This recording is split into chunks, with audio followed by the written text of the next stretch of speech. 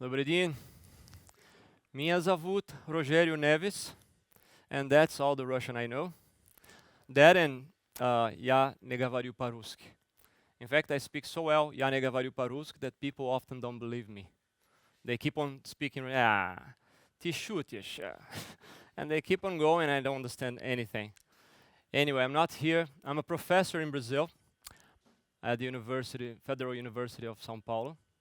But I'm not here to talk about anything serious. I'm here to talk about my hobby. So first of all, a disclaimer. To clarify, I'm not associated with Raspberry Pi, the company, or any reseller. This is just my hobby. I'm talking about my own experience with emulation.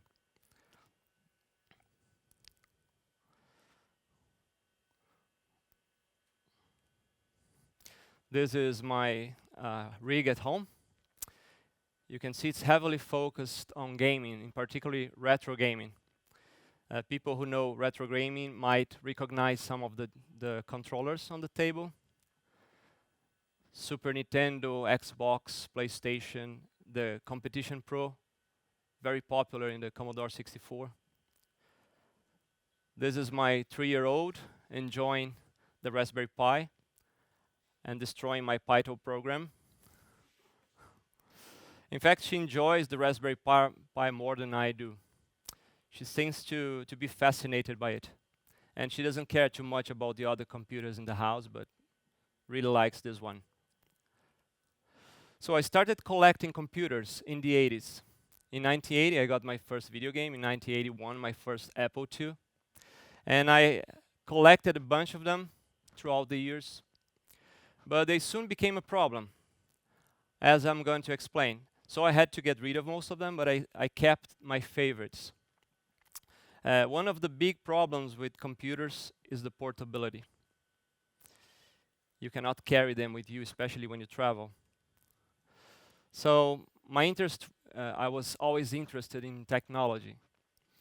And that led me to technical school. I'm a technician in electronics. Further, I went to scientific school. I'm graduated in physics. And then I became a professor. In 2003, I had the chance to do my PhD in Japan, so I had to move. And since I couldn't take my gear with me, I ended up selling or giving it away, most of it. I just kept a few with friends and family, also in storage. And when I came to Japan, I got myself a PC and started playing with emulation. That's when it all started. Because you just have to scratch that itch of nostalgia. And so further on, I started using the Raspberry Pi in my work in robotics, and also in some personal projects, and then for emulation. Let me explain the problems with retro computing. It takes a lot of space. I used to have like piles of drives because they fail frequently. You don't have to fix them to use them, so you just replace and fix later. Also, they leak capacitors, and every time I get my Amiga 1200 out of the wardrobe, plug every cable. Before I turn it on, there's a moment of tension because I never know it's going to work or not. Because if it works fine, okay, maybe the floppies don't work because they're 30 years old. The Amiga has 30 years. But sometimes it's something more insidious, like it just doesn't turn on. And what follows that is hours of trying to fix it, and then days waiting for parts, sometimes months looking for parts that are not being produced anymore. And that's not even the worst problem. It's not very practical to keep a bunch of computers. My wife wouldn't approve of keeping a pile of old computers in the house. So I ended up letting all my computer back home in Brazil.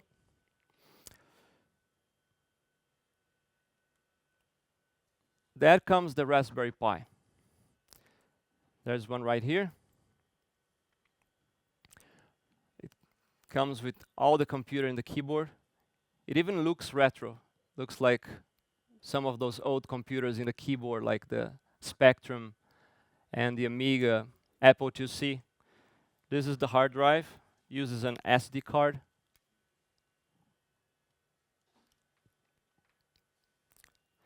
And this is a testament of the state of our technology, because the Raspberry Pi is a very cheap computer.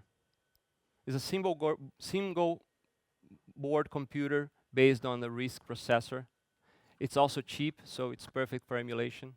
You can start at 5, as low as 5 for the Raspberry Pi Pico, and you can emulate all 8-bit machines without a problem. Or you can go higher and you can emulate even Dreamcast, PlayStation, Xbox, you name it. So this is the history. The last model to be released by Raspberry was the 02W. And it's a quite powerful machine for its price. You can emulate most of the 16 and 32-bit machines. I've seen people running Dreamcast and PlayStation in this small computer. To clarify, is the one on top of the keyboard. Before that, they released the Raspberry Pi Pico. I've seen this many times in projects. People built inside joysticks, like Nintendo joysticks, in order that you just need to connect the TV and all the video game and all the games are contained within the joystick. It's a very cool project. But of course, the top of the line right now are the Raspberry Pi 400, the 4, and the computer module 4. Those are the most powerful computer, and they're actually very capable computers. I was going to use this to make this presentation, but the difficulty of connecting everything, we just decided not to. So I pre-recorded some videos. There are other models too. They vary between $5 and $50. Like the Raspberry Pi 3, you are expected to pay something like between 3,000 and 4,000 rubles in Russia, I think. So it's roughly one night out, I think. I don't go out that much. I'm married, so you can expect that I stay home playing. So these emulation stations are basically Linux distributions that come with software based on these two projects, RetroArch and Emulation Station. And they don't change much between one another. Mostly is supported emulators, the visual interface, sometimes video, sound, the information. Some have more capability, some are lighter. But you don't have to download this. You can download images that comes already with everything you need to run an emulator. There are a list of them there. So I'll go quickly through the process of building an emulator projects using any of the Raspberry Pi. You need the image. As I mentioned, there are two types of image. The clean image that you can download from the project site. It comes with sometimes some games, but most of the emulators. You might still need to copy some firmware ROMs and some specific ROMs that are copyrighted. They don't include that in these images. So you still need to download and copy them. And of course, you need to copy all the games because it just comes with some shareware, usually. And you can download the complete image with everything you're going to need. It's not necessarily legal. I won't enter in details, but you can find them easily throughout the internet. You need a burning software. It means you need to download on your PC or Mac, Linux or Windows, imaging program. So you can burn the IMG file into the SD card. In the case of the Pi 404, it also boots from USB drives. It means you can connect an SSD or SATA or anything that you can plug through USB 3.0. And that's what you're going to need to build the project. You need the Raspberry Pi, any of them. You need to power it, so you need to buy a power block. Any number of controllers. It supports up to 8 controllers. I don't know of any game that requires 8 controllers, but it does support it. You just need an USB hub and you can connect as many as you like. A USB card and an adapter, and a PC with imaging software to burn the image into the SD card. You can also connect to any sort of video, including old CRT monitors, if you like the old look, but be advised that not all models come with composite outputs. You might need to do some adapting and dark magic. Even worse, maybe soldering, I don't know. It's up to you. But the models that come is usually the older ones. The Pi 4, unfortunately, comes with no support for composite output. You need an adapter from HDMI to composite if you want to plug it into some arcade machine or something. So this is my Raspberry Pi 3. It looks exactly like this. It costs, if you buy from Raspberry in the UK, you expect to pay something from $25 to $50 depending on the model, amount of memory, and the package, what it contains. Some come with power block and SD card, some come just the single board computer. And it can emulate without a problem up to 32-bit machines. Not all of them perfectly. Some of them are sluggish. You need to reduce the resolution, but it's quite capable. And you need some imaging software. If you go to raspberrypi.com, you can download the Raspberry Pi Imager. This is the easiest way to burn the image into the SD card, because it already downloads for you. You choose from the menu, it downloads and burns the image straight away. So I'll guide quickly through the process of burning the image and testing some games. I pre-recorded videos because I knew probably wouldn't be able to show all of them.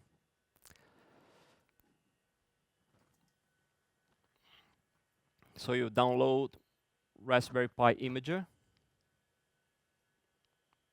install it.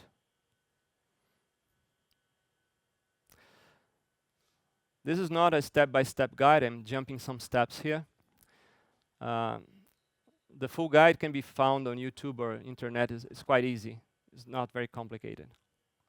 I just wanted to show that it's a very quick process to burn the image. Maybe burning is not exactly fast, but it's a very easy process. After that, you need to copy the firmware ROMs you're going to need. I usually copy all of them. And you need to copy the programs or games you want to use. After that, all you have to do is take the SD card and pop into your Raspberry Pi.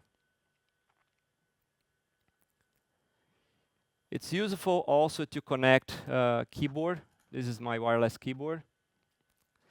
And to the TV. And that's done.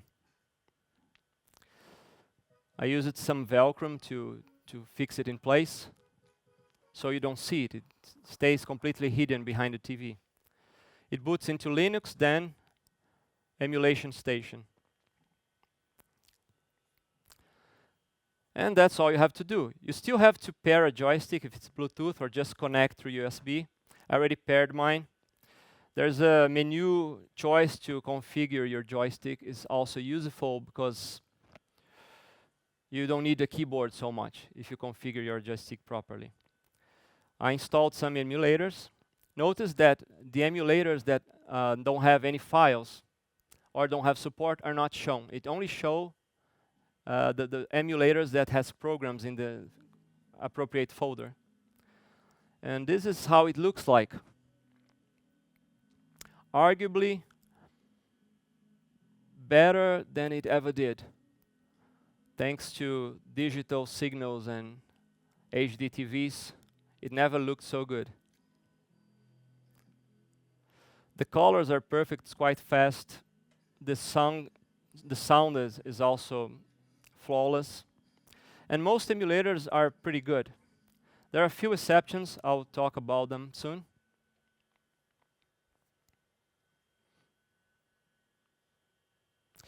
It's very convenient to have all your hardware in one place, especially if you can take it with you when you travel and when you go places like Yandex Museum.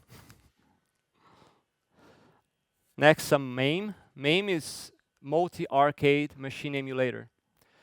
And you'll notice that any model of Raspberry Pi will run almost everything because they're very light. Of course, some new games, very modern arcades, and arcades based on video discs, they won't run very well.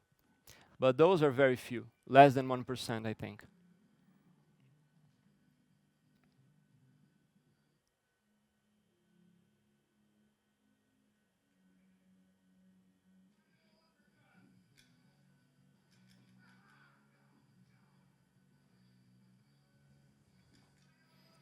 Okay, I'll advance a little bit. This is the Apple II emulator. It's an example of not so good emulator. It's based on LinApple, is a port to Linux of WinApple that's very good. But the port is not so great. And it's not a hard computer to emulate. For instance, there's an Apple II GS, there's a much more powerful computer, and the emulator is much better. Next, for the Amiga, it's good to have a keyboard and mouse. The cool thing about the Amiga is that you can have several configurations, and you change them as you go to adapt to each software demand. Because the softwares in Amiga, they're very temperamental. So they require some specific hardware, some specific type of memory, and you can change that on the go. You don't even have to reboot sometimes. Starting with some benchmark. This is Sysinfo, is the most popular benchmark in the Amiga. And as you can see, the small computer is 450 times faster than the original hardware. You can also connect your devices, and the emulator will provide a compatibility layer, so they work normally.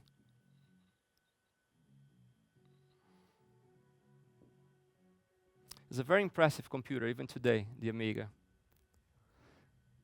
The keyboard works, by the way.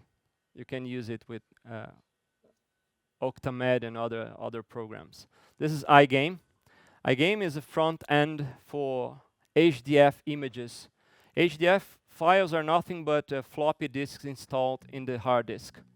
It's a format to allow you to install this hard disks into this floppies into the hard disk. You can see it loads much faster than any hard disk would ever load. This is a very popular demo in the Amiga.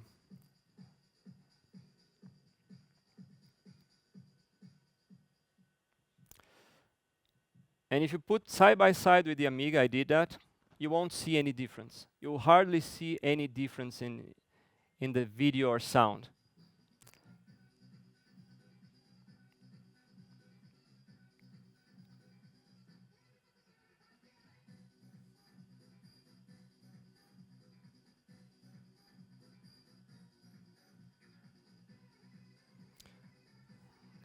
I'll cut it off. There are hundreds of, maybe 1,000 of skins you can choose from if you don't like the looks of your interface. And more coming every day, so these are just a few examples of skins or themes. Next, for some high-end emulation, the Pi 400.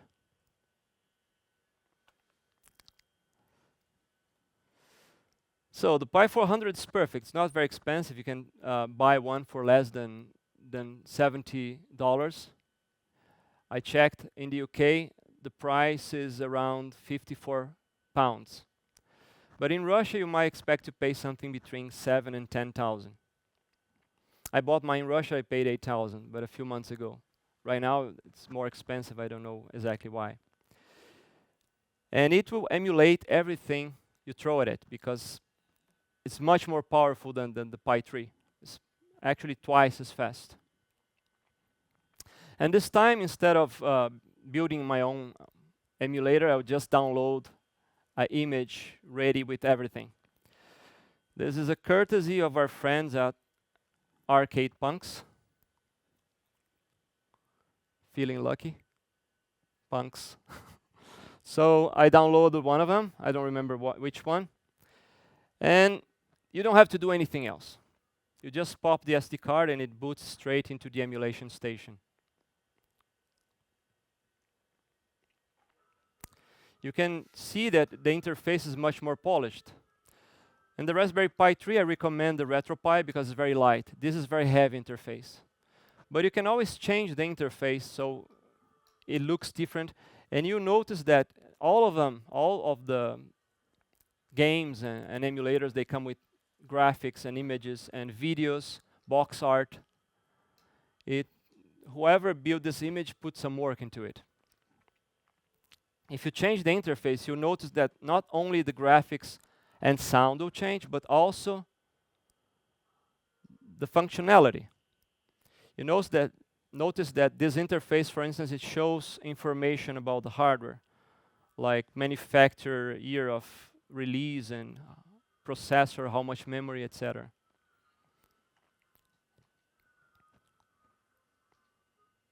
This is the default interface of Recalbox. It's very light.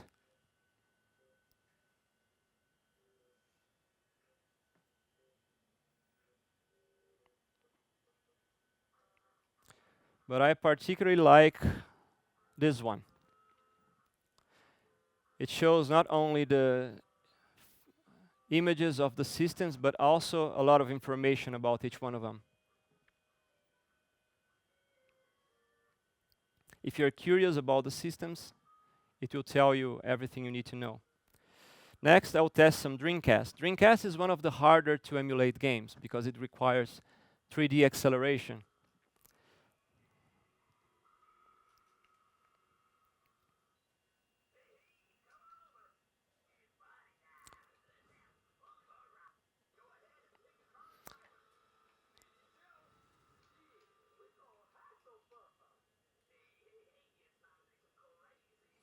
But as you can see, the Raspberry Pi have no problem emulating Dreamcast games. Crazy Taxi 2.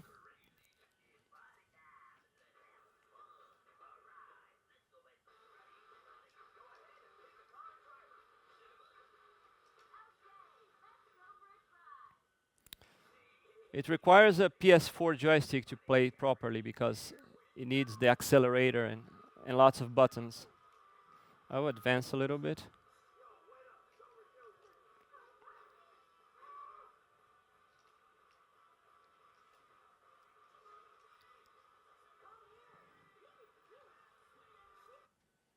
Okay. Next, some Nintendo 64. It comes with lots of games for the Nintendo. But when you think of Nintendo, you think of Super Mario. And then you remember in 1996 when you looked at this and thought, wow, can graphics ever get any better?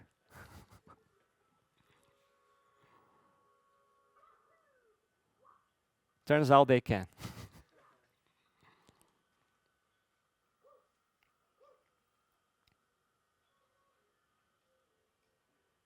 There are also some ports. The ports are compiled for the Raspberry Pi.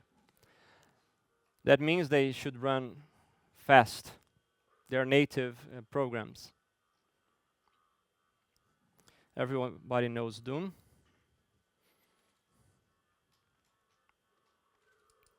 You can download other ports and other programs from the official website. In particular, those that are shareware. They're all available in the official channels. And the PlayStation. You'll notice that some games don't play well in the emulator for PlayStation. Especially 3D games like 007, it's kind of sluggish, you get low frame rates. But 90% of them will run just fine, especially 2D games. Here's one of them, Castlevania. And if it doesn't run fast enough, you can just change some settings and it will become playable. You turn on frame skip and reduce the resolution and it will be fine. Right now it's in 800 for 600, I think, the resolution. But you can reduce that so you can emulate more stuff. And of course, you'll run the older programs without any problem. This is Vectrex. This is a demo from Alec of Yandex Museum.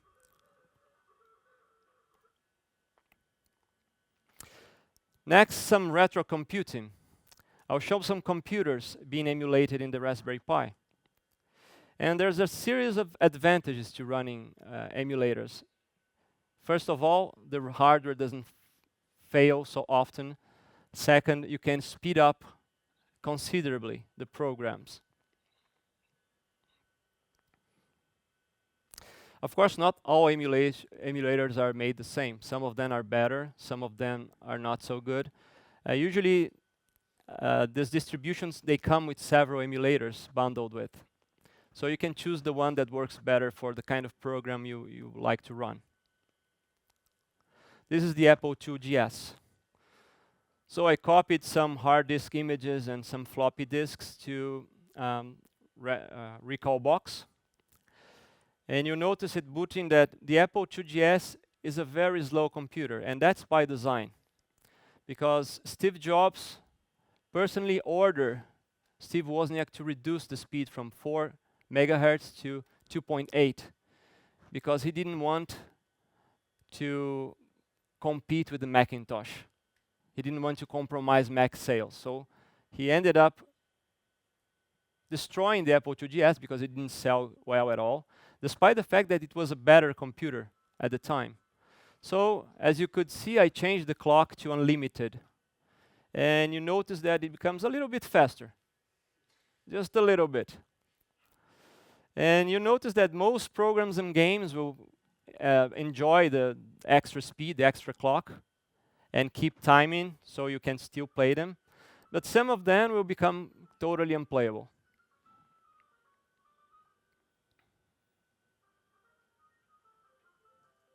I'm sorry about the focus because I use a camera, I didn't have a capture device. This is a very good game, but it's an example that becomes unplayable due to the high speed. So you have to go back and revert to factory clock. And then you can play it.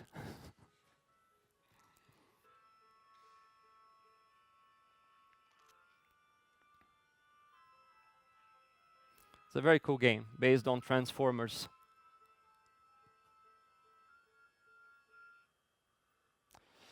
So you notice that all my floppies already have screenshots and box art and videos associated, because Recalbox have an built-in scraper. It means it accesses the server and downloads all the files for thumbnails and box art and everything, so it looks really nice. This is a good example of near perfect emulation. Vice is quite old, so it's very mature, so you can expect it to look absolutely identical to the original hardware. In fact, I had a C64, and I cannot see any difference when playing the emulator. You can even change the filters, so it looks exactly like your old CRT monitor or your TV looked like.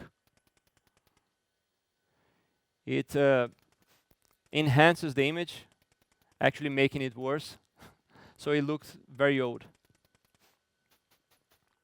Next, for the Amiga. I already showed the Amiga with AmiBerry. But if you really want to have the full Amiga experience, you need to download PyAmiga. The version 2.0 is about to be released. They say 5 of December. And it's a perfect Amiga emulator because it comes with nearly every program and game ever made for the Amiga. It comes already bundled. I won't discuss if it's legal or not. I don't know. Probably most of them are considered abandonware, so nobody will complain about it. But it also supports hardware that's made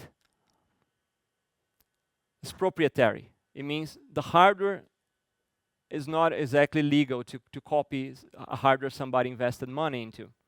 But it comes with all the emulators for the most popular hardware, like RTG graphics.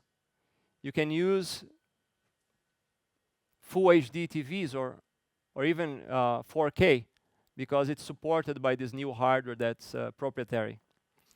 And arguably, it will be more compatible than any Amiga because you can just change the configuration to run whatever you want to run. It doesn't matter if it's made for the 500, for 2000, or the 4000, it will run all of them. And it's faster than any Amiga or even any accelerator you can put in any Amiga.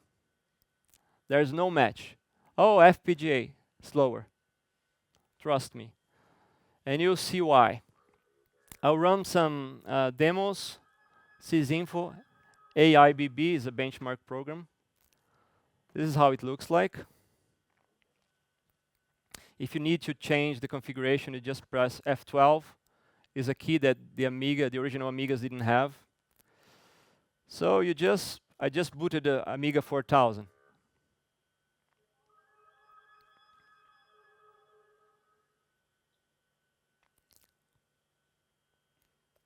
And this boots straight into the Amiga. You don't see any Linux, you don't see anything. It boots straight into the Amiga. This is a 68060 processor demo. These are very hard demos to run. As a matter of fact, I've seen in demo parties people trying to run their own demos and they couldn't because some difference in the hardware is really heartbreaking.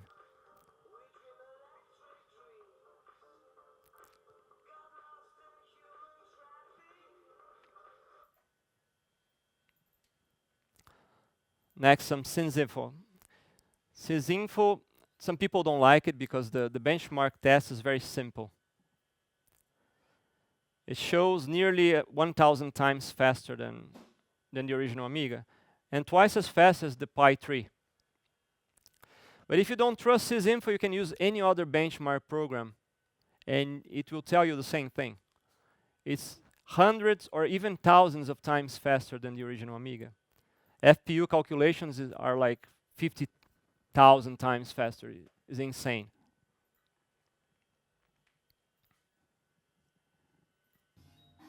These are some 68060 demos. Very demanding.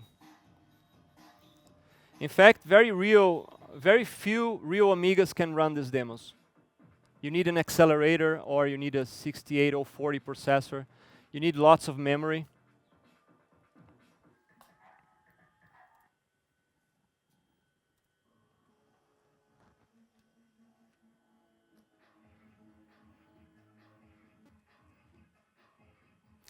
But in the Pi Amiga, at least for the Pi 400, they will run very smoothly without any issue.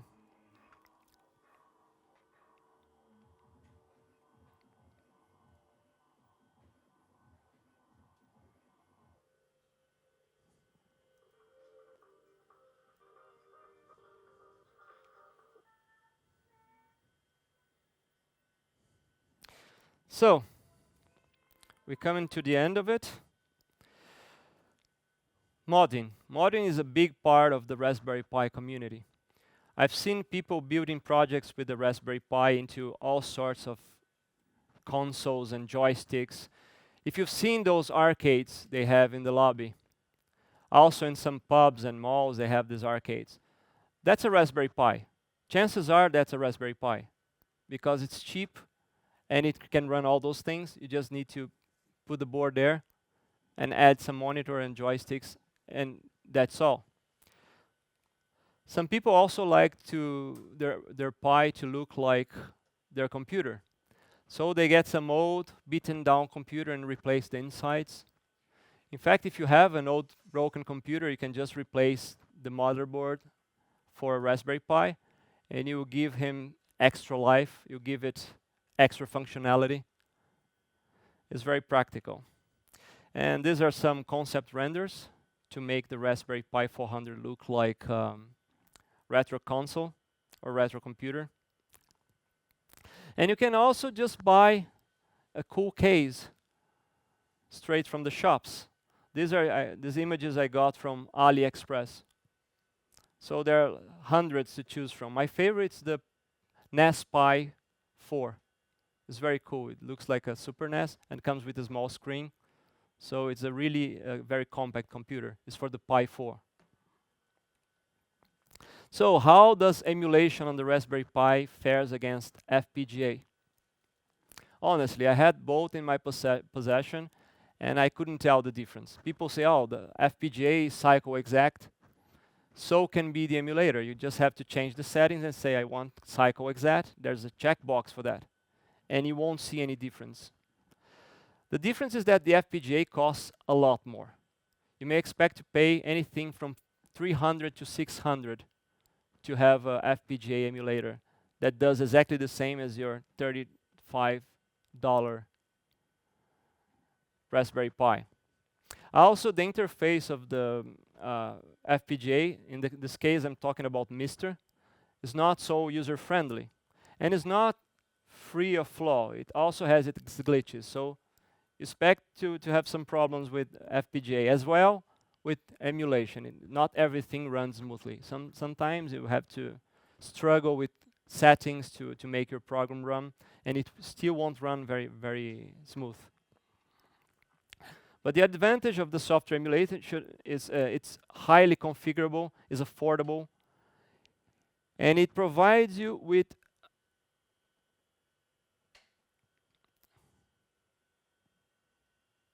constant experience. I mean, every emulator you run, the menu will look the same, the interface will look the same. In the FPGA, if you try to change the emulator, you have to reflash it, and it's more complicated than just switch from one emulator to another. And how does it fare against the PC? Of course, obviously, the PC is much more powerful. There are lots more of emulators for the PC. And there are also some very nice front ends. But the PC is also much more expensive. And it consumes a lot of power.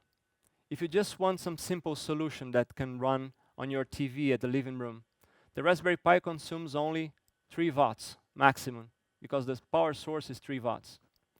And you can even leave it on, because once it goes into sleep mode, it starts to consume less than 0.1 watt. So I just leave mine on when I want to play something. I turn on the TV and the joystick, and it's ready to go. The emulators in the PC can emulate modern hardware like Xbox and PlayStation 3. The Raspberry Pi didn't come there yet.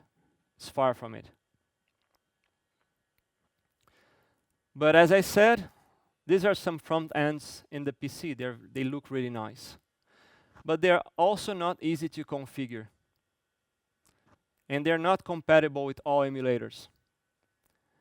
The experience varies between emulator to emulator. If you just want to play games on MAME, or Super NES, or Nintendo, it will be fine. Those are easy to configure. But if you want to add Apple II, Commodore 64, Amiga, it's not so easy. And finally, there are some emulation devices out there. I have a few of them, and I cannot make a case for any of them, because honestly, if you have a phone in your pocket, chances are it's a better portable emulation device than any of these you can buy. You just need a decent joystick and to install RetroArch. And you have a portable emulator. I have this very fine joystick because, sorry, touchscreen was never made to play games. At least retro games. That's it for the presentation. I would like to thank my friends at the Yandex Museum for inviting me to share my experiences with emulation. And thank you all for watching.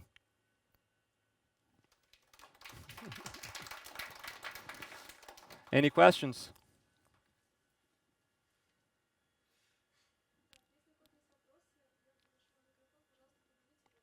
should translate for you.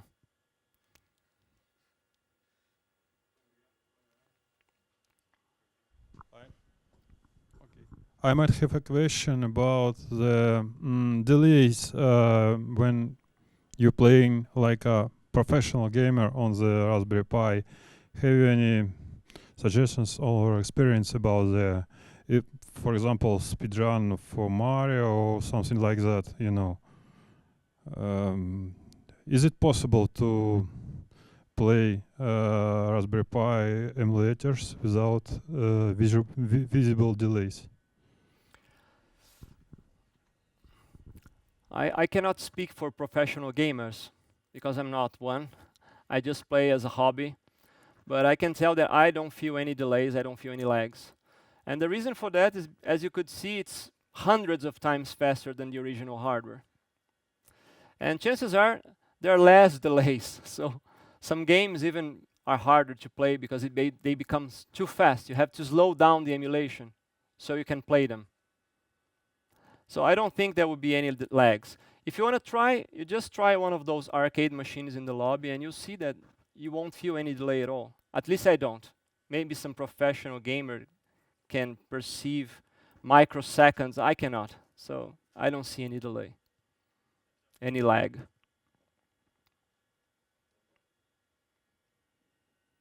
Any other questions?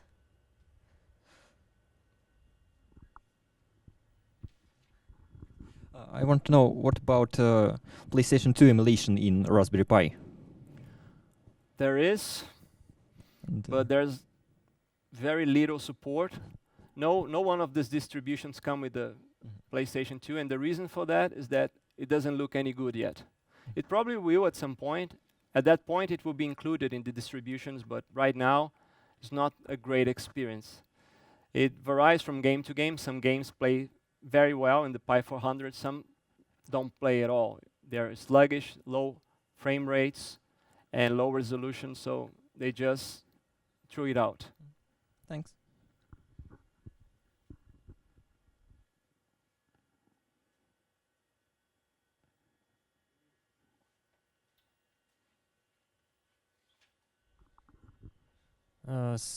Hello, my name is Alexander. Probably this question is not about emulation, but a ways to broaden the selection of the games. So the idea, can you run Android games or any ports to Linux, but ports to Linux would be to x86? So, for example, the games like Grand Theft Auto, Vice City, or something like this, I think if you want to play it through the emulation on the PS, it should be PS1 or PS2. If there is a game for the PS1, chances are it will run.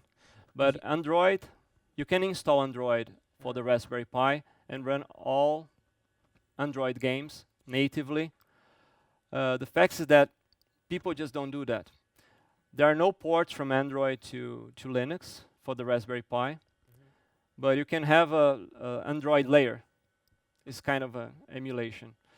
But if you want to run GTA, of course you won't run GTA 4 and 5 in the Raspberry Pi. That's out of question, but you can run the older versions in the PC emulator. If there is for the PC or for the PlayStation 1, you can run them without a problem. Yeah, thank you.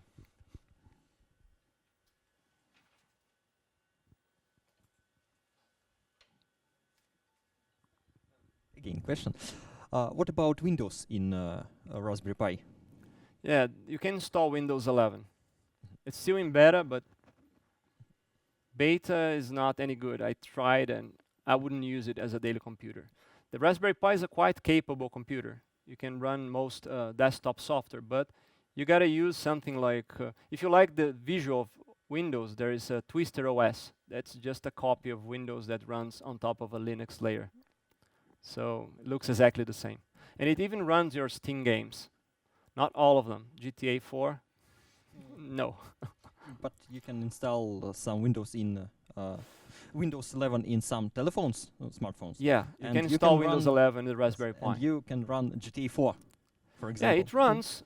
It But not Raspberry runs, Pi. but I wouldn't use it as my primary OS, no. But I would use the Raspberry OS as my primary computer because it's a perfectly usable OS. Thanks. Windows 11 is not usable even on the PC right now, in my opinion.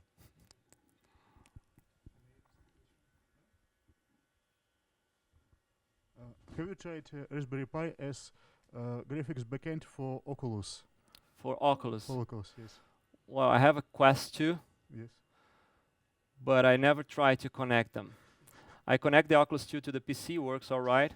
I don't think there are many titles that require a Raspberry Pi though. In virtual reality for the Raspberry Pi, I never seen any project involving virtual reality. So, no. I think it's just academic experience, maybe. Yeah, you can do it. If you do it, please let me know. I'm very interested in that. Any other question?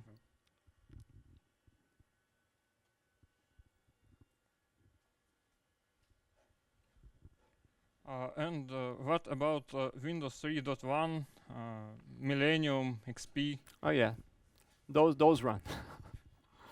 But in fact, the most games will run from DOS box. Unless it specifically require Windows, you don't have to install Windows to run those DOS programs. If you like the visual of Windows 95, you can install in a virtual machine.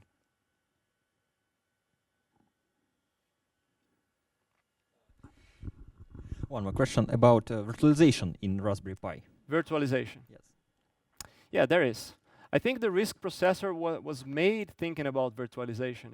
It has support. I never used, in particular, I use more emulators, but I'm pretty sure you can download something similar to VirtualBox or VMware. VMware is for Linux, so it's probably available. Thanks.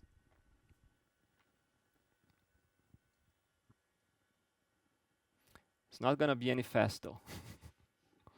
Don't expect to run Windows 10. That's it? Well, then, it's almost time. Thank you very much for coming.